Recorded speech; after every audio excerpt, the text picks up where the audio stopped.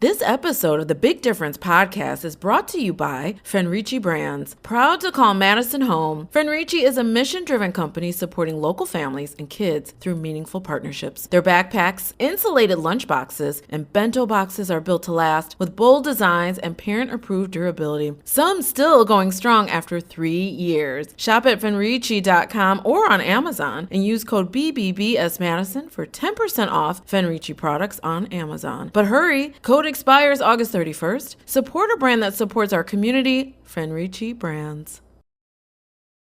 Take your podcast to the next level with Media 22.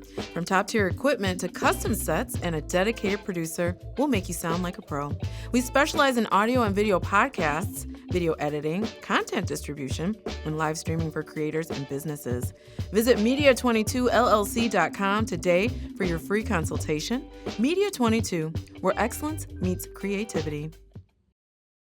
You are listening to the Big Difference Podcast, a podcast about empowering youth and strengthening communities through the transformative power of mentorship.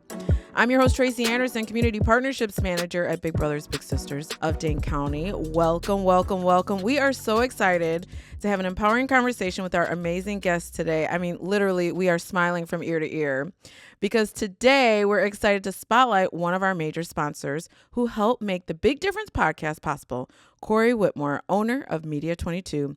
In this episode, Behind the Mic, how Media 22 helps us make podcast magic. We'll be diving into the creative process and the incredible support Corey and his team have provided behind the scenes. Media 22 has been a tremendous partner in helping us bring our mission to life, and we're thrilled to feature them on today's show. In this episode, Corey joins us to share how Media 22 supports our podcast behind the scenes, what fuels their creative process, and how real magic happens when mission meets media. At Big Brothers Big Sisters, we're incredibly grateful for our partnership, and we want our listeners to get to know more about the fantastic work that they do, just in case you or someone you know could benefit from their services. I also have a co-host today, Irelyn Baumberger. Hey, Irelyn. Hello. All right, well, let's get started. We're having fun already. Corey, how are you? I'm great. I'm wonderful. Thank you for having me. I know this is kind of a weird experience for you. Like, I mean, you're always behind the scenes just making sure we sound good. Right. Yeah, and now we're interviewing you. Yeah, I'm on the mic and behind the scenes somehow at the same time. This is great. This is great to see. No, it's perfect. We're so excited. So, Corey, let's just kick things off. If you can tell us a little bit about yourself. What do you enjoy doing for fun? And what are some of your hobbies? We'd love for our listeners to get to know the person behind the work. I would say making music is what I really enjoy to do for fun and playing basketball. So I'm blessed to have a music studio I can go to, even though I don't get to spend as much time in here actually, working on music, working my own music. But I enjoy generally making beats and instrumentals and working with different artists to really try to carve out their vision and their music as they push to release and perform it. In basketball, I am a coach. So I've coached in high school. I've coached at the Y. I've coached, currently coaching AAU. So I really enjoy basketball and being in a position of being a coach and mentorship in that way. That's awesome. I love hearing about the artists, you working with different artists and things like that, because I don't think, and maybe I just don't know because I'm not in like the music scene, but that Madison has such a big music scene. Oh, absolutely. There's still Madison for me. There's a lot, especially now, in summer, a lot of festivals going on, street festivals, multi-day festivals, festivals that are attached to conferences and things of that sort. And so, yes, it has a very robust music scene. We have some great venues here, some great performance venues here for local artists and touring artists that come through here. And, I've been privileged to work in the space. Mainly, I do a lot of hip hop, a lot of R&B, some singer-songwriter artists as well, and things of that sort, and been lucky to work as someone that's helped to organize and book folks for some festivals, but also on the ground up from this is my first time recording to, okay, this is my third album. I kind of want to go in this direction. Let's sit, talk, think about it, and see what we want to, how we can put it together and how we want to market it. That is so fascinating to me. So, like, do local artists come here to you and they record and then kind of go off and do other things? Like, go to LA or? It varies. Some will come in and they may be just touring locally. Some may come through and may be national. Some folks may come through in a collaboration with somebody else and say, hey, I want to try to record a track with you before I leave town because I'm on tour. And so folks will, book time, sometimes super late after shows or before shows, to come in and do things of that sort as well. So, yeah, we kind of get the full gambit. But us being so close to Milwaukee, Chicago, Minneapolis, you have a lot of traffic coming through in both ways. So a lot of people will book stops on their way to one destination through Madison to come and perform, collab, and just hang out. I just feel like you're this secret hidden gem or something, which you probably aren't a secret to a lot of people. Right. And we'll get into more of that when we bring like people in to actually record the podcast. But So how long has Media 22 been in business, and how did you all get started? We've been in business since 2017. So now, 8 years. Yeah, Wow. 8 years. Gosh.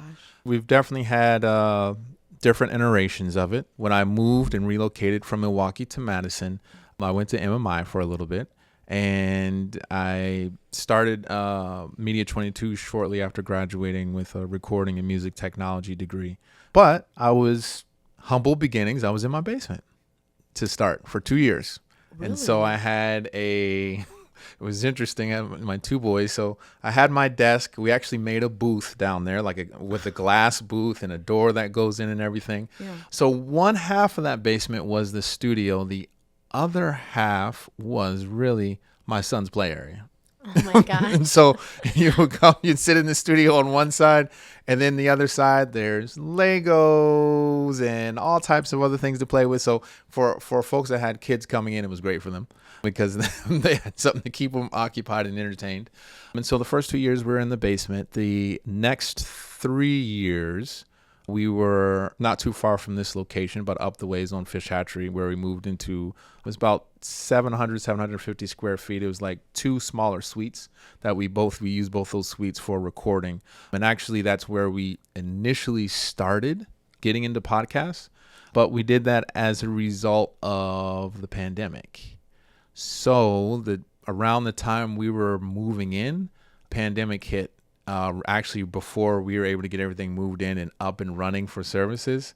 And so we were basically not able to really run our studio because it was such a small space. And, there were guidelines and regulations on how many people you can have depending on the space you're in. So we were down for 5 months after moving in. So we moved in maybe a month and a half, 2 months earlier, and then the pandemic hit and then we were down for 5 months. Oh.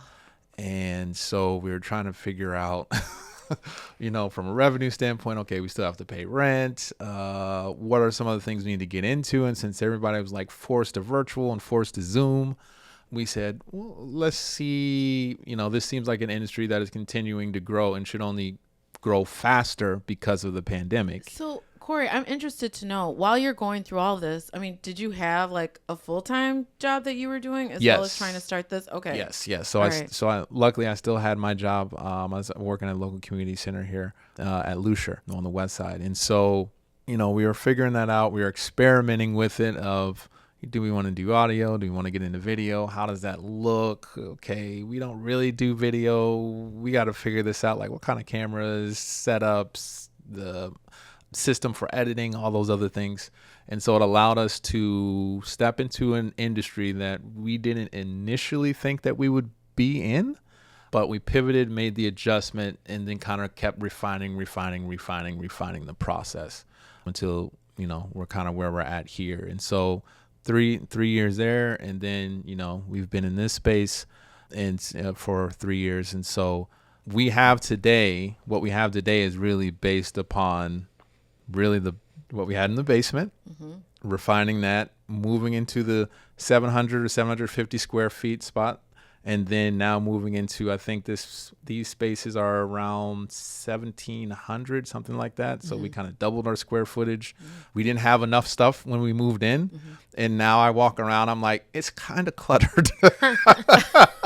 I'm like, could we like your OCD? Right? Yeah, Can we like, can actually remove some things? It was nice and spacious when we came in, but we when we got into podcasting, it's very similar to music. You bring in a client, they have a vision of what they want to do, who they want to reach. Very similar to music. You'll come in and say, hey, I think I have this sound. I'm going for this sound. Can you help me carve it out? And then, from a marketing standpoint, and depending on where you hope your fan base is like, well, how are we going to market this? Who is this going to? Okay, maybe we should structure it in this way. Maybe we should release it in this way. And then you kind of continue to work that process and continue to carve out the best product. And so much like when we talked about in the beginning in the podcast world, it kind of works in the music world too. In the music world, to come in, do a song. Oh, this sounds great. Let's mix on this. Let's revisit this in a week. And you come back, you're like, I want to add this. I want to take this away. Oh, I want to rewrite this part. Oh, I want to bring somebody else in and collaborate on this part. And so you're actually really crafting the entire thing as you're moving forward, much like in a podcast. Like we said, your first 3 may not look like your next 3. Your first 10 may not look like your second 10. And then you're always adding, adapting, moving spaces, bringing in new people, thinking of other people to bring in. It's really a very similar process. And for me, I enjoy it. I find it fascinating. It makes me think of where your patience come from, because ever since we've all been working together, I'm like, Corey is always so patient, always so flexible, and it just makes sense to me now, since that's what you're used to. Because we'll come to you, which we will get into in the podcast, we'll come up with a grand idea and we'll be like, I bet Corey could do it. And then I email you and you're like, yeah. You very rarely say, no, we can't do it. Right. I'm so glad to hear about your background. I did not know about any of this. Where did the passion come from? Like, why did you decide that this was something that you wanted to do? In college, I had a roommate from California who actually introduced me to beat production. I have no real musical background except being very opinionated on what I like and don't like. Okay. And he said, hey, I have this program, I think it was called EJ or something like that. Hey, you should try it out. Yeah, okay. So we're in the dorm room, I'm trying it out. And I'm like, oh, this is really kind of cool. This is a lot of fun. And so I made 50, 70 beats on there. And it's like, oh, but it's so limiting. I wish we could do this, and this. And then I found another one called Mixman or something. And then I tried that one. I did 100 beats on that one or something. And I was like, oh, this is great. Oh, but I really want to be able to do this, and this with it. And back then you could put, this will date me, you could put a bunch of beats on CD. And burn them, or have MP3 CDs where you could put a bunch of them on there. Yeah. And so that's what I did. And from there I got into music. I got into music recording, and I did a short internship when I was at Marquette. I was at Marquette University for school. And after graduating, I had the, please understand my sarcasm since you can't see my face, the brilliant idea of saying, why don't we start a music label? Oh. Wow. Wow. That is a wow. Yeah. And why? I still don't know exactly why. But we started a music label. I had a music label for 8 years in Milwaukee.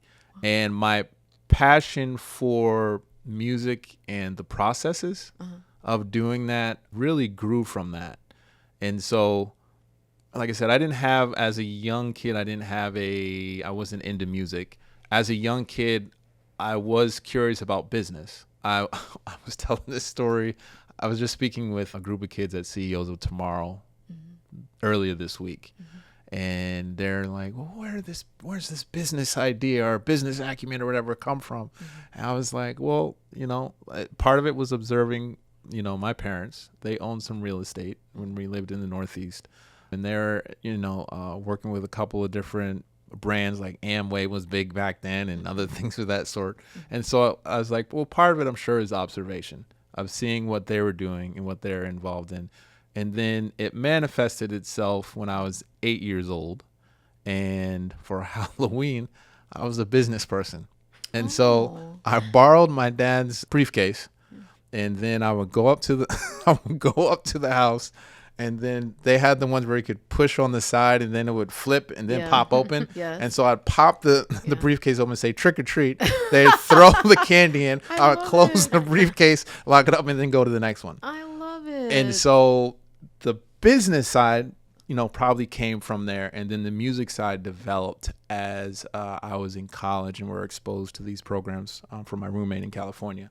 And then from there, it kind of melded, and it always seemed like my lane. And so everything I've done from, music with the label to Media 22 and the volunteer stuff, the community center stuff that I do is always based around that as well.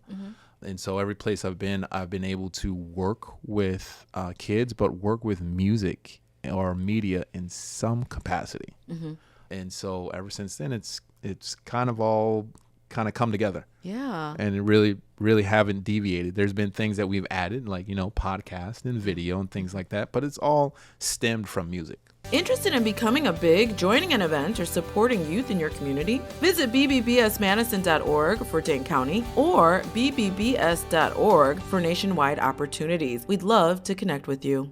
So I always find it so interesting how, you mentioned your parents, how we do absorb things unconsciously. Yes. That they do. And then you start reflecting the older you get, oh, this is why I do this. And I didn't even realize I was absorbing it at the time. And then you get to share this knowledge with kids that you work with, which is amazing, because a lot of kids don't even realize some of these opportunities are available. Right. So we were looking to do a podcast, and I had a crazy idea that we could do it in our office at work. And I don't know what I was thinking. Well, we really thought we could do it. Yeah. And I'll be honest, I've only ever made music, in quotes, since you can't see me talking right now, on GarageBand. And I really thought that I was going to be able to edit this podcast on GarageBand. I was like, you know what? We can do it. Yeah. Because we just didn't really know how to start, and we didn't really know who to reach out to. Right. So yeah, I mean, we really thought we could do it. And now when I look back, it's just hilarious, right? It really is. Because we really needed Media 22. So luckily, DJ Payne gave us your name, and I reached out. So what made you want to work with Big Brothers Big Sisters on our very first podcast? I still remember, I remember you coming through and touring and looking at a couple of different facilities. Yeah. And for me, it was pretty much a no-brainer. What Big Brothers and Big Sisters represent, and the things they're involved with, I have been in alignment with things that I've been doing since I was in high school. And so I've been working with youth really in different capacities since I was in high school. And so when I saw that opportunity for you guys to be able to come in, I was excited about it. I was like, ooh, this would be really cool. But on top of that, I think for me, the most important is that it's so impactful. And so I love to collaborate or align myself with folks or organizations that are truly making an impact, especially when it's coming to youth. So yeah, that's really good to hear. I mean, we are just so appreciative of everything you've done for us, and not only with the podcast, but also with the live webinar we hosted. You've been incredibly easy to work with, and, especially with us too, we're really thankful. Yes, we are.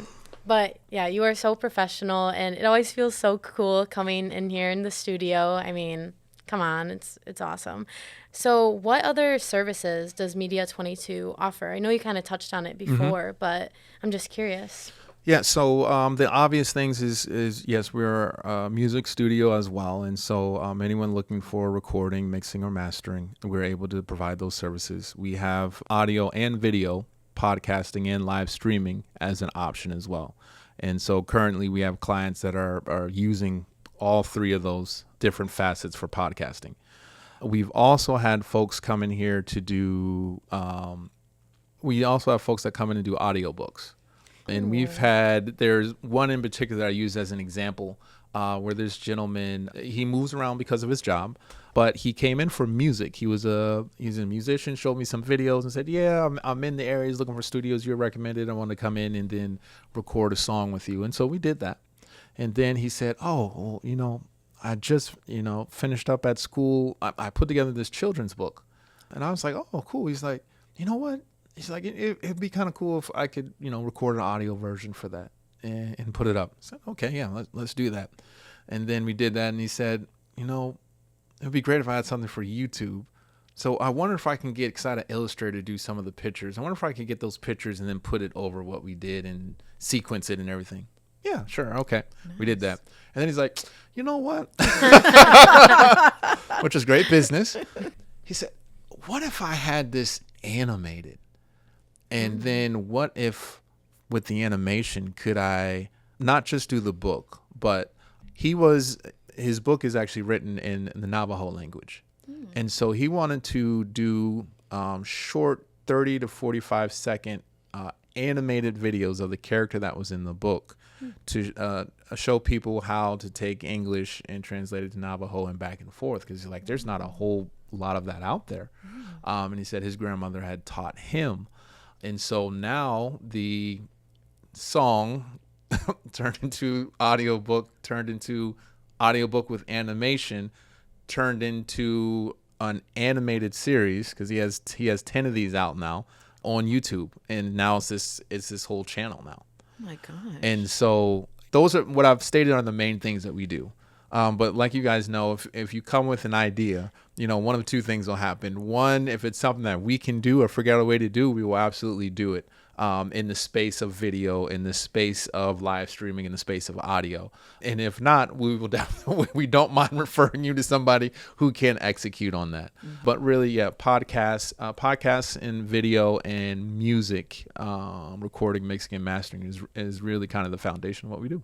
Wow. I love that. It's awesome to see like how much not only did your business pivot, but also just everything that you can do. And it is true, you always say yes and find a way. Yeah, it's true. It's a great trait to have, right? Because now I don't feel so bad, because we come up with so many different things. Yeah. And no wonder why you just go with the flow, because you're used to people coming to you. Because at first I'd be thinking, oh gosh, he's probably like, Tracy again, what do you want now? But you go with, oh, I think we could do it. Yeah. Oh yeah, we could do it. Like, even with the webinar, I'm like, there's no way. And it was like a really short turnaround. It was, yeah. And I was like, there's no way you could do this. And then I think what else did we want with the webinar? I was like, that's impossible for us to do that. And you're like, no, we could do it. Yeah. I think we were messing with like what we wanted displayed on the green screen versus where we wanted the PowerPoint. And then we wanted to add in the video, like in the beginning of it, to get into the webinar. I'm like, and this was like 2 hours before the webinar live. People signed up. Yeah. Oh my gosh. And it all worked out. It really did. It was great. Yeah. I wasn't here that day, but I got to watch it. Yes. And it turned out great in the moment. So whatever you guys did that morning, it was awesome. You didn't see it, did you? So who is your ideal client, or what type of person, and who would you like to see more of, or what type of projects would you like to see more of? Ideal client really would be anybody with a creative idea, willing to take time to craft it, because some ideas right away work, other ones take some time to get it to where it needs to be. But just someone that's creative with an idea that aligns in music and video or podcasting would really be my ideal client. And because there's so many different things that you can do, and so many creative ways to be able to do it, like especially in the podcast space as it continues to grow. Every time I have a client that, I'm working on finishing up some podcast for a client that recorded a year ago, and then came back and said, oh, we want to do a second season and do X, Y, and Z. And so one, because the space is changing so much, that I have to update them and say, okay, so this is kind of what's happening now. Here are the things that are most popular. And so you may want to think about adding on to these things from what we did last year, and things of that sort. And people that have an idea, are willing to work to craft the idea to get it to its best possible state, are folks that I love working with. And can I just add, that goes to show you like the partnership, the relationship, right? Because we feel that way so far. I mean, we've been working with you since February. Yes. And to see how things have evolved. And, we've also talked about what we want to do next year. Yep. Based off of the things that you've seen, like, should we consider video? And what are you seeing people doing now? So it's extremely helpful. Yeah. This industry is really, it's growing fast and it's changing fast. And that's partially to do with how audiences are digesting it and where they're digesting it. And so, especially in the social media space, what used to be the place to go is no longer the place to go. And now it's this platform, but this platform only takes this format, and this format can only be this long and these dimensions and things of that sort. And so, you have to go with kind of the ebb and flow of the industry, and music is that way too. There's things stylistically that are popular for a while, and then it changes sounds, format. Oh man, I had one of the kids. They aren't kids; they're 20s now, but they're my kids. I call them my kids when I was back in Milwaukee, and they'll come up to the studio sometime, and then I'll play them some music or whatever. I'm like, oh yeah, this is what I'm working on, and he's like, yeah, I like that, but man, your drums sound outdated. I was like, huh? And he's like, you have so many instruments in there. I was like, is that a bad thing? Oh man, they don't need all that now. You got to tone it down a little bit. You got to change your drum kit here. Let me get you this new drum kit for you to use, and then all these other things. And so it's always, I love bringing them in. It's always a reminder that in the space, in the spaces that we occupy, that what may be popular today may not be popular tomorrow. And that you got to kind of stay up on things and keep educating, keep bringing young folks around, because they have insight to what's going on now, so that you can, stay current with everything. Youth will let you know. In a that's second. Why it's so good. Yeah. And that's why we love having Irelyn too. Fun development coordinator. Honestly, I say this all the time, but we could not have done this podcast without her. Aww. Like literally. Thank you. She's got a different perspective. Mm-hmm. And knows how to do a lot of the things that, that I don't. So bring youth around.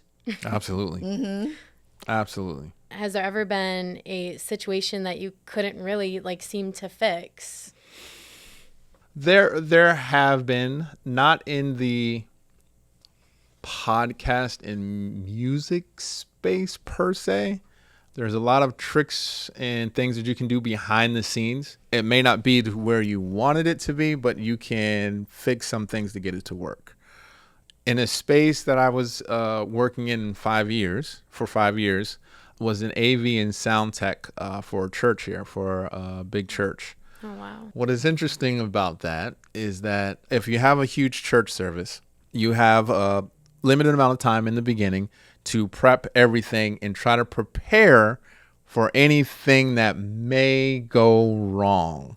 Because once you're up and running, I can't run up on stage in many cases during a certain service to move this, fix this, and do all the other things. Yeah. And so you almost try in that sense to over prepare just in case. And there's been times where mics haven't worked, or cords for something for a lavalier accidentally gets pulled out from the person that's talking. Someone may be at the pulpit and doesn't adjust the microphone, so they're speaking over it, and then you're barely hearing everything. And the thing about that is that, at least in the church where I'm at, I'm right behind the pews where my thing is set up. And so when something goes wrong, you get folks and they can't see me. They all turn around. And some of them will just look. Some of them will make some signals, I can't hear, and things of that sort. And you try and do your best in the moment, knowing that you can only do so much because this is a full production. Right. It's live. It is live. Yeah. And so, even an experience like that, it did teach me to try and prepare for things that could possibly go wrong. But it does teach you a level of patience, and might I even say, I think peace is the wrong word, but there's only so many things you can control. And to be able to let go of the things that right now you can't control, and to be okay with that. Yes, I would have loved for the gentleman to have not moved his arm and pulled out the cord for the lavalier, but I can't do anything. I can't do anything about it. Right. And so what I can do is say, okay, all right, I can't do anything about this. I'm not going to let that affect the rest of the service. And so I have to accept it. It's not working. Okay. Is there time I can get up there or signal in between, maybe when everyone's up and singing or something like that? But the service still has to go on, and I still have to execute on all of the other things that have to happen. And so it does allow me to kind of compartmentalize a little bit of it. And so I think that may be the calm part. Yeah, I was gonna say. When doing video and podcasts, because it's like, oh yeah, I've been in this situation before. At least I can say, hey Tracy, can we move up the mic, or I can go over there and do something. Or other times I'm like, I gotta have to sit here and wait. What a great conversation with Corey. We had so much fun that we had to break this up into 2 parts. So be sure to tune in for part 2 of Behind the Mic, how Media 22 helps make podcast magic, where you will learn even more about Media 22 and what they can do for corporate businesses and nonprofits through the power of podcasting. You won't want to miss it. Thank you for listening to the Big Difference Podcast, a podcast about empowering youth and strengthening communities through the transformative power of mentorship. I'm your host, Tracy Anderson, Community Partnerships Manager at Big Brothers Big Sisters of Dane County. Don't forget to like, follow, and subscribe so you never miss an episode. Your support helps us continue sharing stories that make a big impact. To learn more, visit our website at bbbsmadison.org. It's all about making the big difference. Thanks for listening, and we'll see you next time.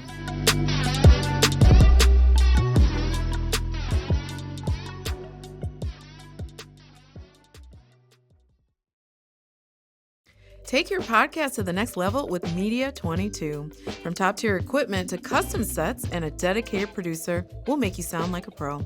We specialize in audio and video podcasts, video editing, content distribution, and live streaming for creators and businesses. Visit media22llc.com today for your free consultation. Media 22, where excellence meets creativity. This episode of the Big Difference Podcast is brought to you by Tracy Brands. Proud to call Madison home, Tracy is a mission-driven company supporting local families and kids through meaningful partnerships. Their backpacks, insulated lunch boxes, and bento boxes are built to last with bold designs and parent-approved durability. Some still going strong after 3 years. Shop at fenrici.com or on Amazon and use code BBBSMadison for 10% off Tracy products on Amazon. But hurry, code expires August 31st. Support a brand that supports our community, Tracy Brands.